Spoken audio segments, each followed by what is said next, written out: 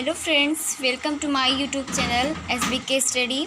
आज हम आप सबको उस वीडियो में हमने आपको लैंगिक जनन और लाइफ स्पैन, जीवन अवधि प्रजनन, इस सब के बारे में हम आपको बताए थे।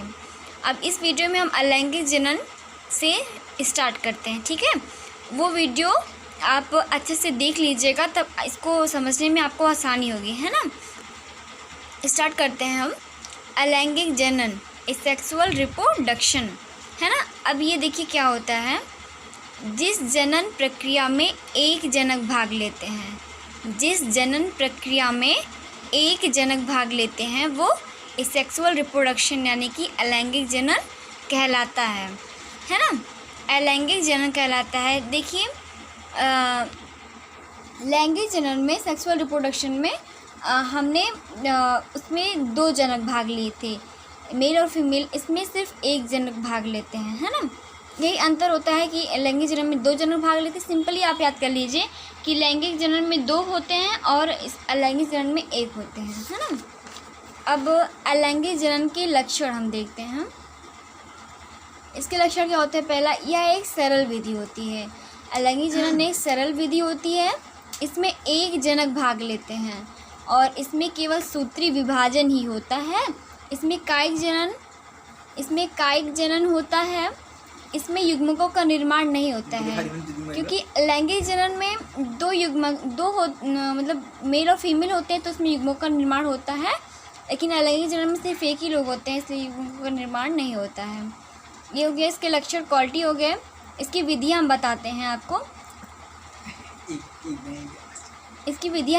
आपको। पहला, द्विखंडन।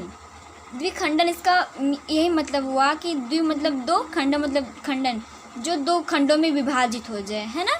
देखिए, जब कोई जीव 2 भाग में टूटकर नए संतति का निर्माण करता है, जैसे अमीबा। देखिए, जब कोई भी जीव 2 भागों में टूट गया, यानी कि जैसे ये है, ये 2 भागों में टूट गया, है ना। ये चीज़ 2 भागों में टूट गया, यानी कि मतलब कोई जीव है 2 भागों में टूटकर नए संतान का निर्माण करता है। संतति मतलब संतान, नए संतान का निर्माण करता है, जैसे अमीबा। दूसरा, बहुखंडन। बहुखंडन मतलब बहुत सारे खंड, 2 या 2 से अधिक भागों में विभाजित करना। जब कोई भी जीव 2 या 2 से अधिक भागों में टूट जाता है, जैसे पैरामीशियम। जब कोई भी जीव 2 या 2 से अधिक भागों में टूट जाता है, उसे बहुखंडन कहते हैं, जैसे पैरामीशियम। मुकुलन क्या होता है। इसमें जनक से एक मुकुल निकलता है। फिर वो परिपक्व होकर जनक से अलग हो जाता है, जैसे हाइड्रा। इसमें जनक होता है, उससे मुकुल निकलता है, फिर वो परिपक्व होकर जनक से अलग हो जाता है, उसे बहुमुकुलन कहते हैं, जैसे हाइड्रा होता है। अब 5वां है पुनरुद्भवन। पुनरुद्भवन मतलब पुनः उत्पन्न होना, है ना। जीवों के किसी भाग को काटकर सामान्यतः नए जीव के उत्पन्न को पुनरुद्भवन कहते हैं। नए जीव के उत्पन्न को पुनरुद्भवन। जीवों के किसी भाग को काटकर सामान्यतः नए जंतु के उत्पन्न को, नए जंतु के पैदा होने को पुनरुद्भवन कहते हैं। क्लोन, आपने क्लोन नाम सुना होगा। ये अलैंगिक जनन में होता है, यानी कि अलैंगिक जनन में क्लोन होता है।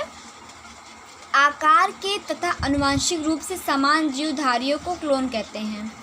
यानी कि जो जन्मजात से आनुवंशिक होते हैं, आकार मतलब समान होता है, उन्हें समान जीवधारियों को क्लोन कहते हैं। नोट देखिए, ये 2 नंबर का क्वेश्चन है। 1 नंबर 2 नंबर में आता है, बहुत इंपॉर्टेंट है। ये बोर्ड एग्जाम में आया है 2016 में। सेक्सुअल रिप्रोडक्शन द्वारा बनी संतति से किस प्रकार भिन्न है। नहीं समझे, ये क्वेश्चन है। देखिए ये क्या है। अलैंगिक जनन द्वारा बनी संतति, यानी कि अलैंगिक जनन द्वारा बना संतान लैंगिक जनन द्वारा बनी संतति से किस प्रकार भिन्न होता है। देखिए इसका आंसर, सेक्सुअल रिप्रोडक्शन में विपरीत लिंग वाले 2 जनक भाग लेते हैं।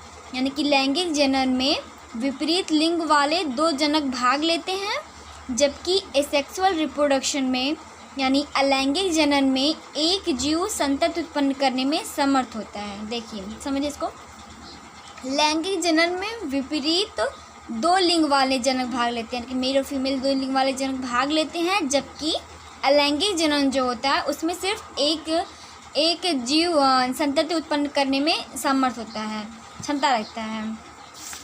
इसका क्या बताते हैं हम आपको कि अलैंगिक जनन और लैंगिक जनन इसमें अंतर क्या होता है ना। अलैंगिक जनन और लैंगिक जनन में हम अंतर बताते हैं आपको। पहला अंतर इसमें है, इसमें एकल जीव संतति उत्पन्न करने की क्षमता रखता है। इसमें एकल जीव संतति उत्पन्न करने की क्षमता रखता है। इसमें प्रायः दो विपरीत वाले लिंग भाग लेते हैं। समझे इसको। युग्मक जनन की प्रक्रिया अलैंगिक जनन में नहीं होती है और इसमें युग्मक जनन द्वारा युग्मक शुक्राणु अंडाणु बनते हैं। जनन इकाइयों का संलयन नहीं होता है, इसमें जनन इकाइयों का संलयन होता है। अब हम कायिक प्रवर्धन होता है एक चीज़, तो कायिक प्रवर्धन हम देखते हैं क्या होता है। पादप के कायिक भाग जैसे जड़, तना, पत्ती, जो पादप होता है उसके कायिक भाग जड़, तना, पत्ती आदि के द्वारा एसेक्सुअल रिप्रोडक्शन यानी कि अलैंगिक जनन करके एक नई संतति का निर्माण करते हैं। जो पादप के कायिक भाग होते हैं, जैसे पादप के कायिक भाग जैसे जड़, तना, पत्ती आदि के द्वारा अलैंगिक जनन करके एक नई संतति का निर्माण करते हैं, जिसे कायिक प्रवर्धन कहते हैं। समझे आप?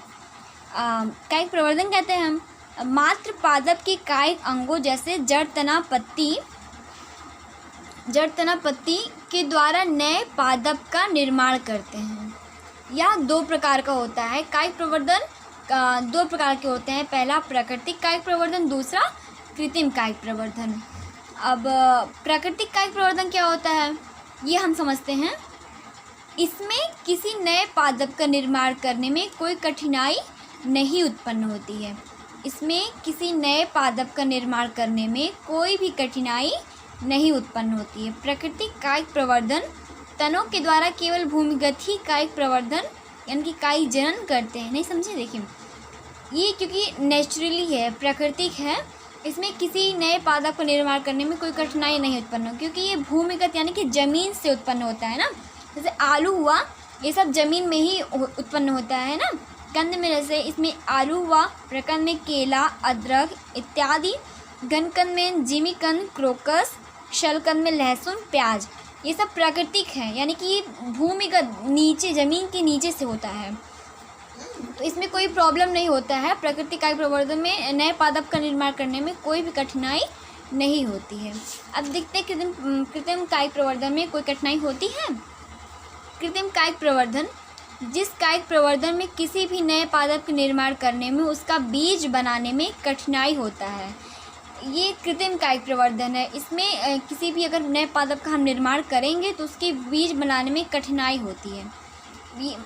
एक प्राकृतिक कायिक प्रवर्धन बस ऐसे ही जानिए इसमें दोनों में कि प्राकृतिक कायिक प्रवर्धन में नए पादप को निर्माण करने में कोई कठिनाई नहीं होती है और कृत्रिम कायिक प्रवर्धन नए पादप को निर्माण करने में और बीज बनाने में कठिनाई होती है। ठीक है। अब एसेक्सुअल रिप्रोडक्शन की विधि हम देखते हैं। इसमें दूसरी विधि है ये, पहला कलम लगाकर, है ना। इसमें किसी भी परिपक्व तने को 28 से 30 सेंटीमीटर कटाई करके, कोई परिपक्व तने हो उससे 28 से 30 सेंटीमीटर काट के यानी कि कटाई करके फिर उसको मिट्टी में 5 से 10 सेंटीमीटर अंदर गाड़ देते हैं, है ना।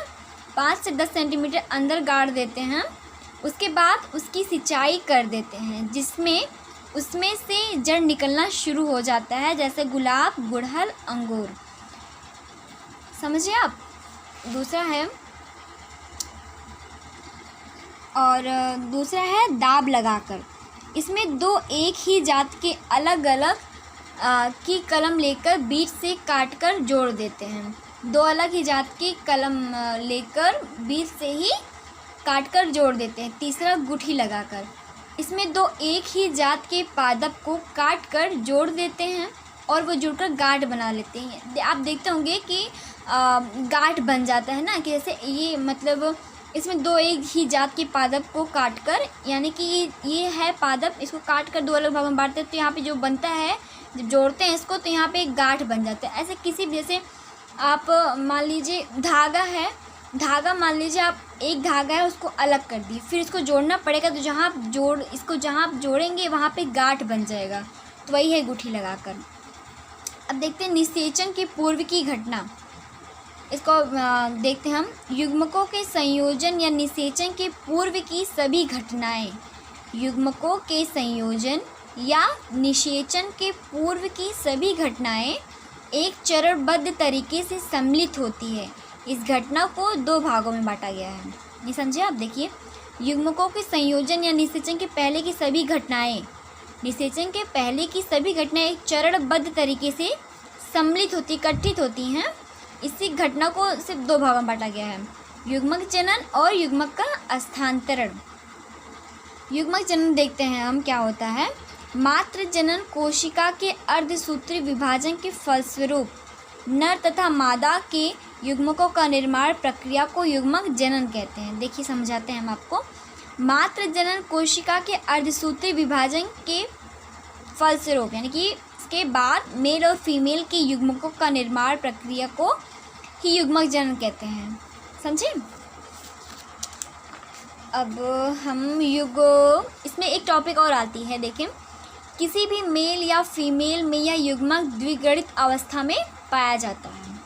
किसी भी मेल या फीमेल में यह युग्मक द्विगुणित अवस्था में पाया जाता है। युग्मकों का स्थानांतरण देख लेते हैं हम। निषेचन हेतु युग्मकों का स्थानांतरण आवश्यक होता है, यानी कि निषेचन हेतु युग्मकों का जो स्थानांतरण होता है वो आवश्यक होता है। प्रायः नर युग्मक चल होते हैं और मादा युग्मक अचल अवस्था में होते हैं। जो नर युग्मक होते हैं वो चल अवस्था में होते हैं और मादा युग्मक अचल अवस्था में होते हैं। अब ये एक टॉपिक इसमें और देख लेते हैं इसको। ब्रायोफाइटा टेरिडोफाइटा में युग्मक स्थानांतरण के लिए जल की आवश्यकता होती है, यानी कि जो ब्रायोफाइटा टेरिडोफाइटा में युग्मक स्थानांतरण के लिए हमें पानी की आवश्यकता होगी, तो वही आवृत्ति और अनावृत्ति बीजी पौधों में वायु आवश्यक होती है। तो वही अनावृत्ति और बीजी पौधों में वायु की आवश्यकता, यानी कि ब्रायोफाइटा और टेरिडोफाइटा में युग्मक स्थानांतरण, यानी कि युग्मकों का स्थानांतरण करने के लिए हमें पानी की आवश्यकता होगी, और फिर आवृत्ति और अनावृत्ति बीजी पौधों में हवा की आवश्यकता होगी। ठीक है, अब हम आपको युग्मकों का स्थानांतरण तक बताएं। अगले वीडियो में हम आपको इतना कवर कर देंगे। मुक्लन हुआ और ये 2-3 क्वेश्चंस हुए, इतना है तो एक वीडियो में हम कंप्लीट कर देंगे कल। अब आपको इतना हमने बताया, अच्छे से समझा दिए हैं। आप इसका लिखना नहीं चाहते तो आप इसका स्क्रीनशॉट हम देखिए, एक एक ऐसे करके थोड़ी देर रोक दे रहे हैं ताकि आप इसका स्क्रीनशॉट अच्छे से ले सकें। स्क्रीनशॉट ले लीजिएगा और इसको अच्छे से समझिएगा ताकि आपको बोर्ड एग्ज़ाम में कोई भी दिक्कत प्रॉब्लम ना हो, और इसको आप अपनी लैंग्वेज में बोर्ड एग्ज़ाम में लिख सकते हैं अच्छे से। जब इसको आप अच्छे से समझ लेंगे तो बोर्ड एग्ज़ाम में कोई भी प्रॉब्लम नहीं होगी। ये तो 1 नंबर का क्वेश्चन है, बोर्ड एग्ज़ाम में आया है, मैंने बुक से लिखा है, देख के कई बुक से मिलान किया है तब लिखा है, और ये नोट्स तब कंप्लीट किए जाके। अब आप सब ये वीडियो अच्छे से देख के नोट्स में लिख लें ताकि आपको बोर्ड एग्ज़ाम आने वाला है, समय बहुत ज़्यादा कम है, तो आप कोशिश करिए जल्दी जल्दी पढ़ने का, और हम भी आपको वीडियो जल्दी प्रोवाइड करेंगे और अच्छे से आप समझ गए होंगे। अब अगली वीडियो में हम और आगे बताएंगे, और अगर पसंद आया हो तो लाइक, शेयर एंड सब्सक्राइब करिए। Okay, take care, bye.